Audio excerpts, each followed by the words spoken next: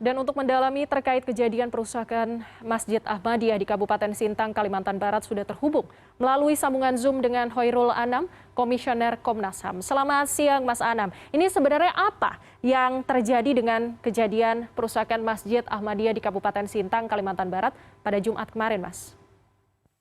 Ada tiga hal yang ingin kami sampaikan. Yang pertama adalah sebenarnya sebelum ada kejadian kemarin itu, yang pembakaran, pengrusakan dan sebagainya itu sudah ada proses sebenarnya, ada proses dialog dan lain sebagainya, terus ada proses warning dan lain sebagainya, termasuk oleh Komnas HAM, termasuk oleh Debak Republik Indonesia.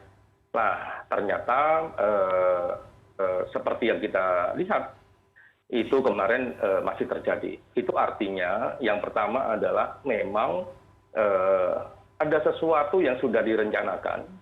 Ya kan, yang tidak, ini bukan sesuatu yang insidental, ini sesuatu yang direncanakan, terus gagal untuk dicegah. Jadi ini evaluasi serius terhadap aparat keamanan di sana. Karena sebelumnya beberapa hari yang lalu, ketika memang situasinya tegang, kami berkomunikasi dengan Polda. Saya sendiri berkirim surat kepada Polda untuk meminta dua hal, memastikan bahwa tidak terjadi kekerasan. Yang kedua, kami juga meminta supaya ada evaluasi terhadap Kapolres Kabupaten Sintang itu. Nah, karena ya tidak bisa mencegah eskalasi yang tinggi. Yang berikutnya adalah memang terkait Pemda, ini yang harus kita lihat secara jernih. Apakah ini memang betul-betul urusan kebebasan beragama dan berkeyakinan, atau ada urusan-urusan lain di luar konteks itu? Karena kalau kita lihat sejarahnya, sebenarnya Ahmadiyah di Kabupaten Sintang itu memiliki sejarah panjang yang ada hubungan baik sebenarnya dengan masyarakat di sana, termasuk juga dengan Pemda sebelumnya, dengan gubernur juga baik gitu. Nah, ini apakah memang ini betul-betul urusan kebebasan beragama dan berkeyakinan?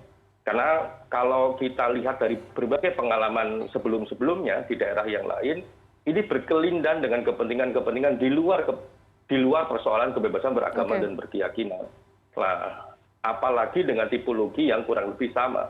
Ini kan tipologinya ada siar kebencian, ada konsolidasi vokasi di masyarakat, ada konsolidasi dan lain sebagainya, sehingga ada pergerakan. Apalagi kalau kita cermati sosial media, itu kan diumumkan ketemu di sini, jalurnya di sini dan lain sebagainya. Tapi sekali lagi tidak bisa dicegah oleh aparat keamanan. Padahal ini terencana, gitu. Padahal ini terencana. Yang ketiga adalah yang nggak kalah penting. Ini tiba-tiba terjadi gitu di satu daerah yang cukup terpencil ini. Nah, itu ada apa begitu? Apakah memang instrumen keamanan, instrumen perdamaian dan lain sebagainya tidak bisa bekerja di sana?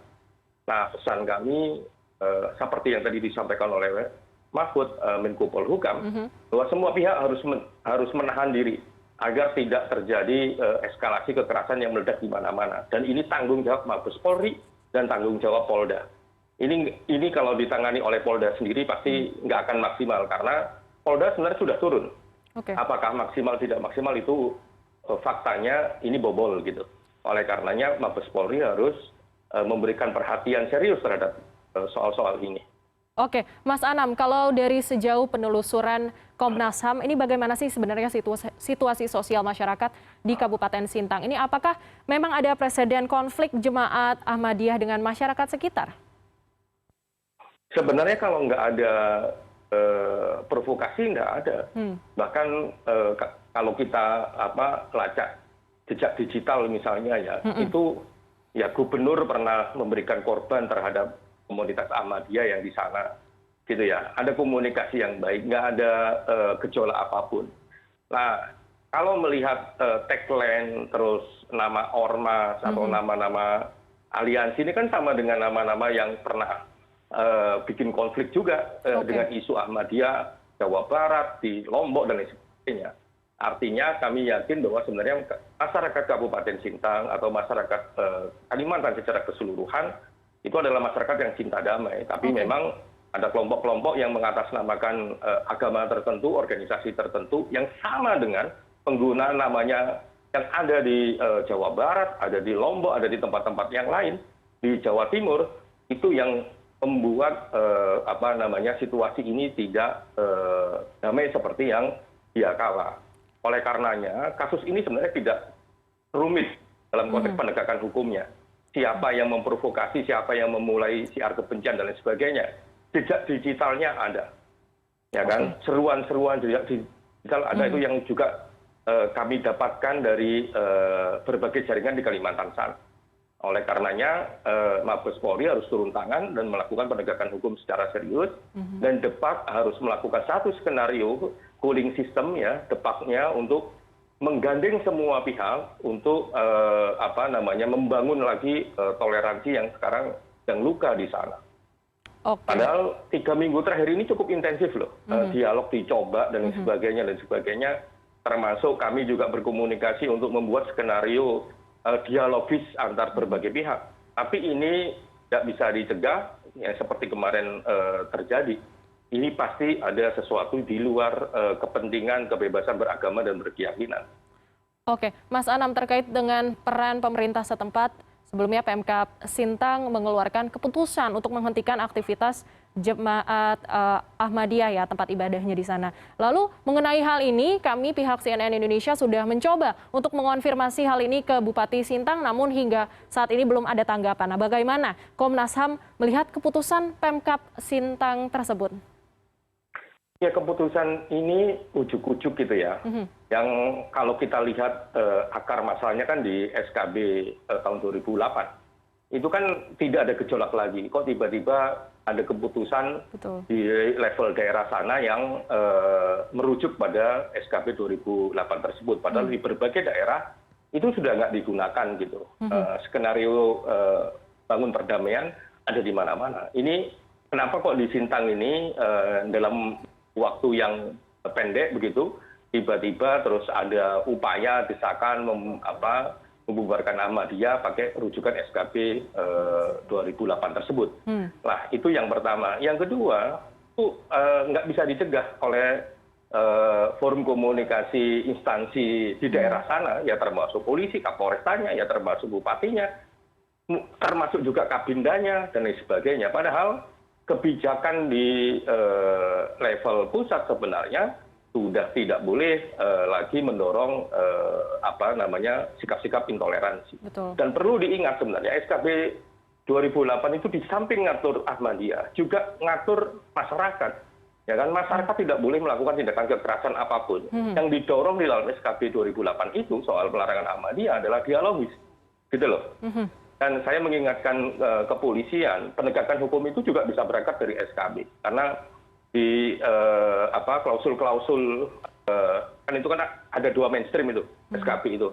Bagian pertama memang soal pelarangan untuk Ahmadiyah, bagian kedua adalah memang pelarangan soal masyarakat yang bertindak semena-mena dan sebagainya.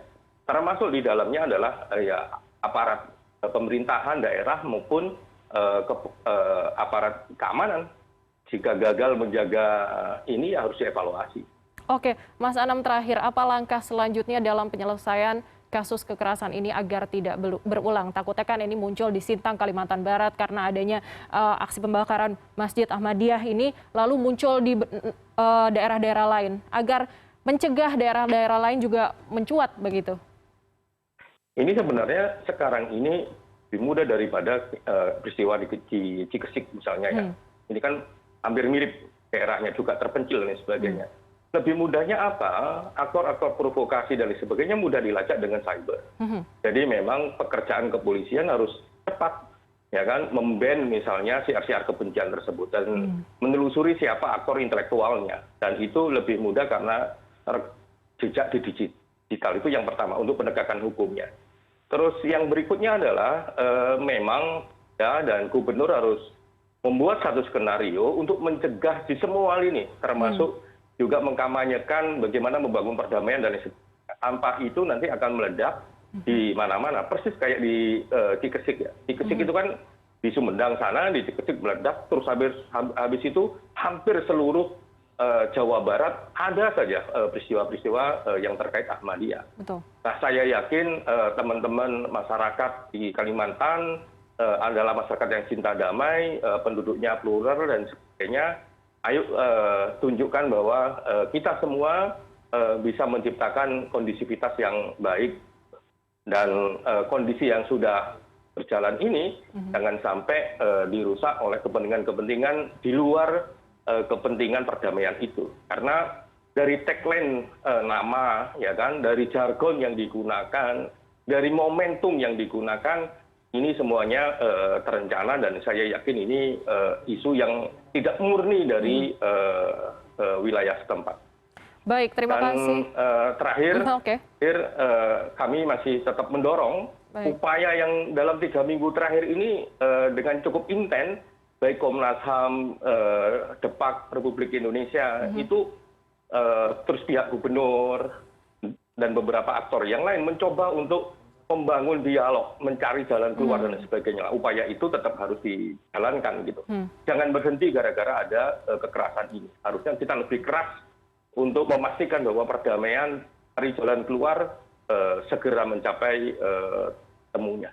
Betul sekali, ini harus bersinergi ya dari pihak kepolisian dan juga pemerintah daerahnya harus bersinergi, bisa dengan melacak gitu di internet, mungkin ada ajakan-ajakan intoleransi seperti itu. Baik, terima kasih Mas Hoirul Anam, Komisioner Komnas HAM yang sudah bergabung bersama kami hari ini, siang ini di CNN Indonesia News Hour. Terima kasih, salam sehat.